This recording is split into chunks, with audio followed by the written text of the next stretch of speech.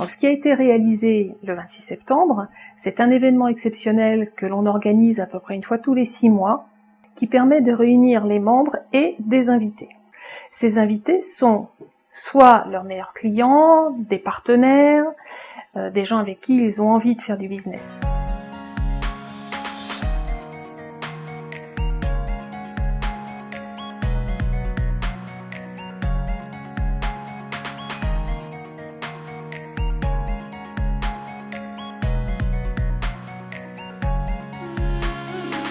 Mais on n'est pas là que pour faire du business, on est là aussi pour s'amuser. Et on va pouvoir faire les deux en même temps ce matin. On a commencé cette matinée par une conférence avec un sujet « Au secours, mes clients n'ont plus de besoin », pour savoir si justement ont-ils réellement plus de besoin, comment est-ce que je peux faire pour aller creuser la question et conserver mon client. Pour moi, il existe uniquement 2 façons de faire des affaires. Vous pouvez tourner votre activité comme vous le voulez. Ça se résume en tout et pour tout à qu'est-ce que je vais faire aujourd'hui ou qu'est-ce que j'ai fait hier pour trouver des clients, qu'est-ce que je vais faire aujourd'hui et qu'est-ce que j'ai fait hier pour vendre plus à mes clients existants. Qu'est-ce que BNI apporte? Donc voilà une excellente question. On pourrait d'abord poser la question de qu'est-ce que le réseau apporte. De façon générale, c'est l'ouverture, c'est la formation et c'est évidemment du business. Et la force de BNI, c'est d'avoir professionnaliser l'approche et d'avoir transformé cela en un réel succès.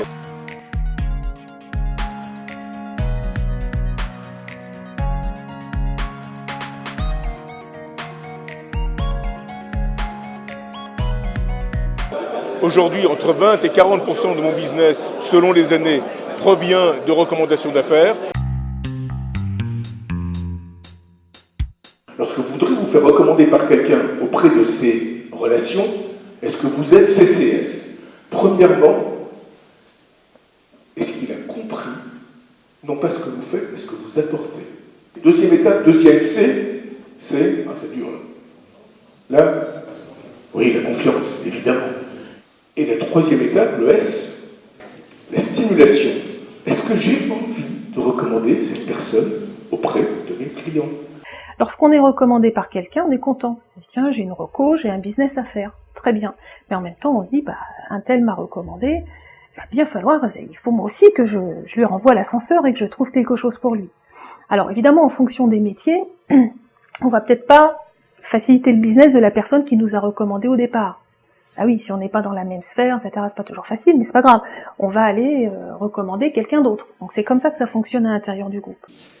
Et pendant ces 6 mois, les recommandations ont échangé et la solidarité entre ces 33 membres a permis d'échanger plus de 763 000 € de chiffre d'affaires additionnel. Et pour les 6 premiers mois, on a échangé 550 000 € de chiffre d'affaires.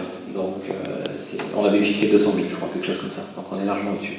Et ensuite, l'organisation du Space Business Meeting, où les gens étaient organisés par table de 11 et ils avaient chacun 1 minute pour présenter leur activité, puis ensuite, changement de table et échange de cartes de visite à chaque table. 2, 1...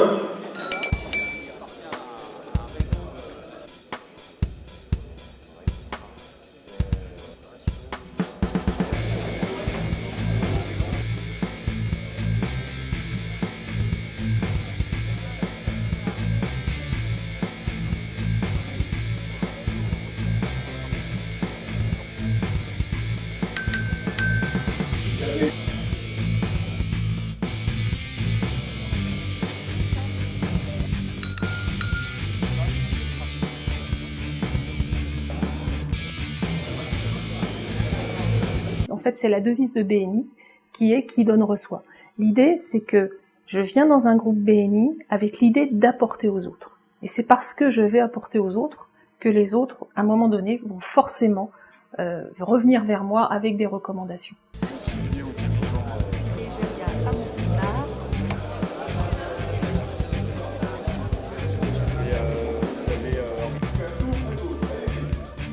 Ce qui fait la réussite d'un groupe BNI, c'est l'équilibre entre la convivialité et les processus.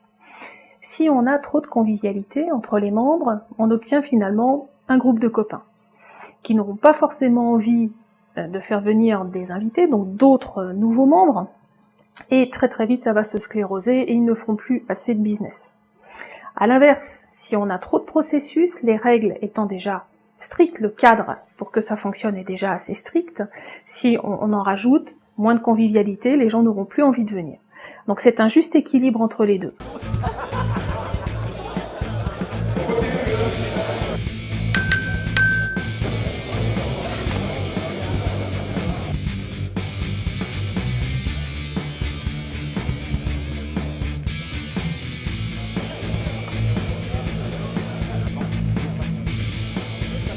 Cette matinée a été ponctuée également par un jeu. On leur a fait faire un château de cartes. Alors on va se dire, mais qu'est-ce qu'on vient faire avec un château de cartes dans une matinée business ?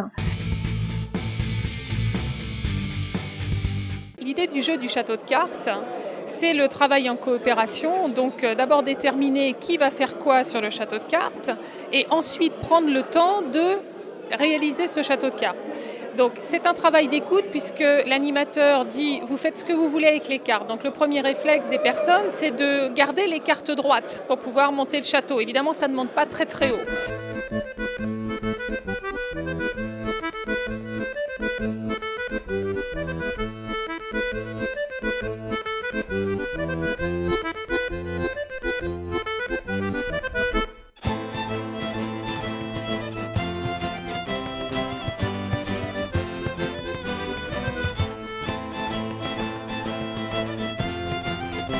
Donc l'objectif, c'est de réfléchir en dehors de la boîte pour se dire, tiens, si on pliait la carte, est-ce qu'on n'arriverait pas à un château beaucoup plus haut ? Donc ça, c'est le premier niveau de réflexion. Le deuxième niveau de réflexion, c'est de se dire, si on désigne une personne, une tâche, coopération et penser en dehors de la boîte.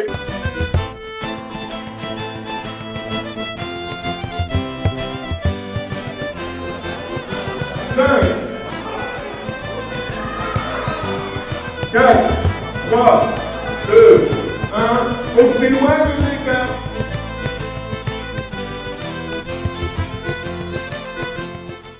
Le fait de rejoindre le BNI m'a permis de me différencier en offrant une palette de services que mes clients n'avaient pas l'habitude de voir proposés par un petit électricien.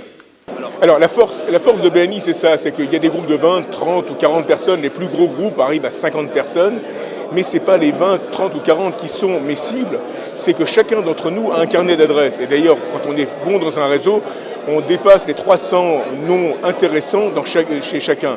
Ce qui fait que si j'ai un groupe de 30 personnes et que chacun connaît au moins 300 décideurs, ça représente un potentiel de 9000 décideurs chez lesquels je peux être introduit. Qui donne reçoit. Si vous espérez seulement qu'on va vous appeler, vous allez attendre et vous serez déçus. Nous changeons la manière dont le monde fait du business. Parce que enfin, on met un peu d'humanité dans le business et on n'estime plus qu'une société est simplement une machine à cash. J'ai un vrai plaisir à retrouver les gens tous les vendredis matins, c'est vrai. Donc la relation humaine, et puis on se retrouve en dehors pour discuter, à faire, et c'est tout à fait sympa. Merci beaucoup.